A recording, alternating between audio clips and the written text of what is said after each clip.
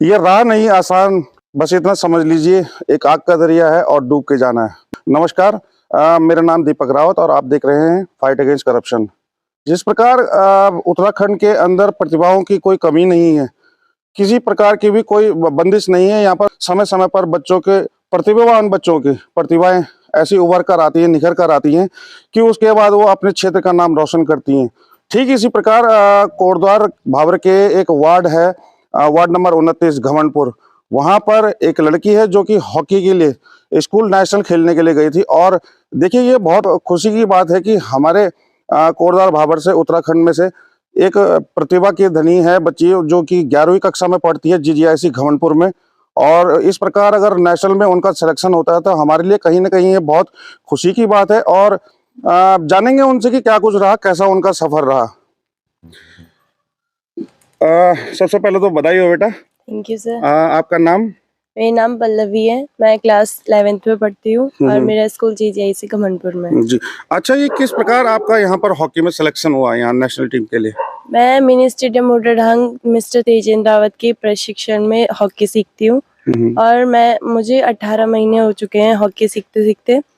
और मैं इससे पहले महीने अभी देहरादून महाराणा प्रताप स्पोर्ट्स स्टेडियम में स्कूल स्टेट गेम्स हुए थे, जिसमें हमने पौड़ी की टीम से प्रतिभा किया था। उसमें दो का सिलेक्शन हुआ है स्कूल नेशनल के लिए, जिसमें एक नाम मेरा भी रहा। और इससे तब और क्या किस प्रकार यहाँ पर आप जब गई थी तो यहाँ से कहाँ गए नेशनल खेलने के लिए? यहाँ से नेशनल खेलने का इस बार नेशनल पड़ा हरियाणा रोहतक में। आपको कितने मिनट का या कितने देर तक आपको खेलने का समय मिला वहाँ पर? पहले तो मैंने जब फर्स्ट मैच हुआ था हमारा, तो उस टाइम मैंने सिर्फ लास्ट क्वार्टर में खेला था। उसके बाद जब मैंने लास्ट क्वार्टर खेला था तो मैम ने जब मेरा गेम देखा तो उसके बाद मुझे तीनों मैच में तब पूरा टाइम में खिलवाया था। ठीक, हॉकी कितने क्या कुछ रहा आपका एक्सपीरियंस वहाँ का, कुछ शेयर कीजिए हमारे साथ। वहाँ का एक्सपीरियंस मेरा बहुत बढ़िया रहा। बाहर जाके एक्सपीरियंस देखने को मिला कि मतलब किस तरीके से फाइट किया जाता है, क्या क्या चीजें रहती है वहाँ, सब कुछ देखने को मिलता है। जैसे अलग अलग बाहर से कई टीमें आई रहती है, उनका खेलने का तरीका, ये सारी चीजें देखने को मिलती है। ठीक, आपका फैमिली बैकग्राउंड क्या है, कुछ बताएंगे इस विषय पर? आपके पापा मम्मी? हमारे 3 फैमिली मेंबर्स हैं, मेरी मम्मी, मेरे पापा और मैं। और मेरे पापा है वो सब्जी का काम करते हैं, सब्जी फल विक्रेता। मेरी मम्मी एक हाउसवाइफ है। किस प्रकार आपकी पढ़ाई लिखाई चल रही है?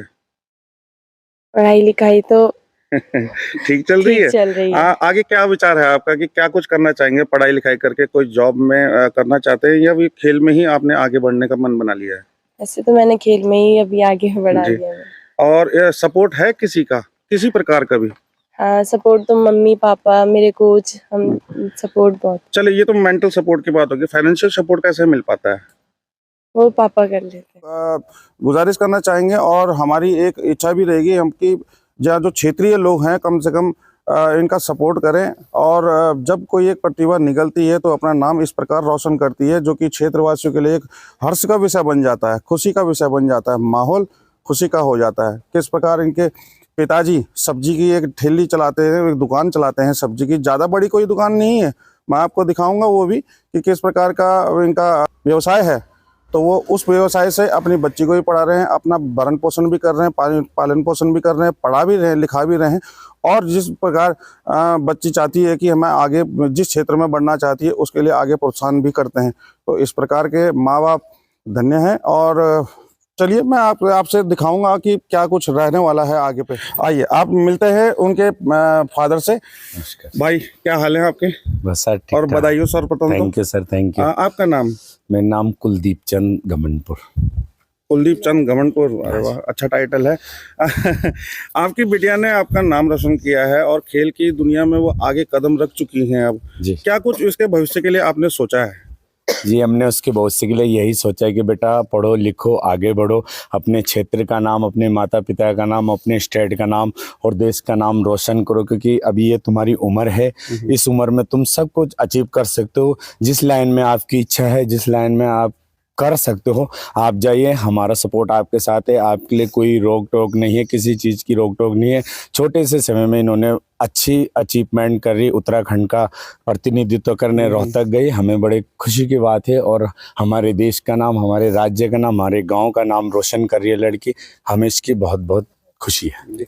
और किसी प्रकार कोई सहायता या मदद मिल पाई है किसी और से? सर सहायता मदद कुछ नहीं मिली है और ना ही हमने किसी से कहा, क्योंकि ये सब कृपा है प्रभु की। जैसे भी हो रहा है, लड़की अपने बलबूते पे आगे बढ़ रही है, तो जब आवश्यकता पड़ेगी तो हम बोलेंगे अपने जो भी लोग हैं। अभी तो फिलहाल लड़की अच्छी कर रही है और स्कूल से भी सहायता मिलती है, मैडमों से सबसे प्रोत्साहन मिलता है, हर कोई सपोर्ट करने के लिए तैयार है। लेकिन अभी ऐसा कुछ हमने किससे बोला नहीं है, क्योंकि लड़की अब कर रही है, आगे चल रही है अपने उससे, तो अच्छी बात है। आप कब से खेल रहे हैं हॉकी? मुझे 1-1.5 साल हो गए। 1.5 साल से। हाँ जी। अच्छा, इसमें आपने फिर स्टेट लेवल भी खेला होगा? हाँ जी। कई स्टेट लेवल खेल चुके हैं। कब से? और ये लास्ट वाला कौन सा था? लास्ट यही था महाराणा प्रताप, नहीं, वहाँ तो कई खेल देहरादून भी गए थे मैंने सुना। हरिद्वार, देहरादून। अच्छा, तो वहाँ भी विन विन सिचुएशन रही क्या? हाँ जी। नहीं, इस बार विन रही थी। इस बार विन रहे। चलिए, आप क्या उम्र है बच्ची की? बच्चे की जी अभी 16 साल लगा। 16 साल। 16 साल की उम्र में इसने इतना बड़ा काम कर दिया, इतना बड़ा अचीवमेंट किया है, खुशी तो होगी ही। हाँ जी। इस खुशी को किस प्रकार सेलिब्रेट करेंगे? सर इस खुशी को हम इस प्रभु परमात्मा इस निरंकार का शुक्राना करेंगे कि तेरी बच्ची है, तूने दिया, और तेरी कृपा से ही ये बच्ची इतने कम समय में इतना बड़ा अचीवमेंट कर रही है। तो हम यही बोलेंगे। बाकी लड़की की मेहनत है, दिन रात मेहनत करती है, 4-4 बजे उठ के अपनी मेहनत है। देखो, जो मेहनत करेगा वो आगे बढ़ेगा, हमारा तो यही। और हमने इनसे बोले कि बेटे आजकल की तरह आप फालतू समय बर्बाद न करके अपने करियर पे ध्यान दो, क्योंकि ट्रेनिंग में बहा हुआ पसीना युद्ध में खून बचाते, कि ये जीवन की ट्रेनिंग है। इस समय तुम ट्रेनिंग अच्छा कर लोगे तो कल तुम्हारा लाइफ अच्छी कटेगी। हम तो जैसे काट रहे लाइफ, लेकिन इन फ्यूचर में आपको कहीं कोई प्रॉब्लम नहीं होगी। बच्चों का ही भविष्य तो बनाना है। हाँ जी, हम एक गरीब आदमी, हमने कहा ऐसी प्लेटफॉर्म बनाएंगे तुम्हारे लिए कि तुम आगे कभी प्रॉब्लम नहीं हो। तो बच्ची की बहुत बड़ी मेहनत है, मुझे अपनी लड़की बहुत प्राउड ऑफ यू है, क्योंकि वो बहुत मेहनती लड़की है। अपने मुंह से क्या तारीफ करनी, सारे लोग बोल रहे हैं। समय पर हम देखते भी रहते हैं, जब आप सब्जी की दुकान लगाते हो तो वो आप पूरा सब्जी के सपोर्ट करती है, काम में हाथ बटाती है। फुल हमारा सब कुछ, लड़की भी वही है, लड़का भी है, और उसके लिए हमने आज तक कोई कमी नहीं करी। हम अपने लिए कमी कर देंगे, बच्चे के लिए नहीं करते। और हमने गेम्स में गई भी तब भी उसको मोटिवेट कर देंगे, बेटा खुल के खेलो। देखो, डर किसी चीज का नहीं है, डर गलत काम का होता है, अच्छाई का कोई डर नहीं। आज तुम इस लेवल में पहुंचे, हमारे लिए यही बहुत बड़ी अचीवमेंट है कि हम कितने छोटे से गाँव से थे, कितने गरीब फैमिली से बिलोंग करते थे, आज तुम इतने, हमको 4 आदमी पहचानने लग गए। तो ये तुम्हारी मेहनत है, और मेहनत करो, ईमानदारी से मेहनत से खेलो और आगे बढ़ो, अपना क्षेत्र का नाम रोशन करो और देश का और अपना नाम रोशन। कोच साहब के बारे में कुछ कहना चाहेंगे? सर कोच साहब बहुत अच्छे आदमी हैं बेचारे, उन्होंने बहुत सपोर्ट करी और पर्सनली उन्होंने हमसे बोले कि सर आप बिटिया को भेजो, बिटिया आगे निकलेगी। मैं 100% आपको बता दूं, क्योंकि आपकी बिटिया पे प्रतिभा है, आप नहीं जानते लेकिन हम पहचानते कि बच्चे पे कैसी प्रतिभा है।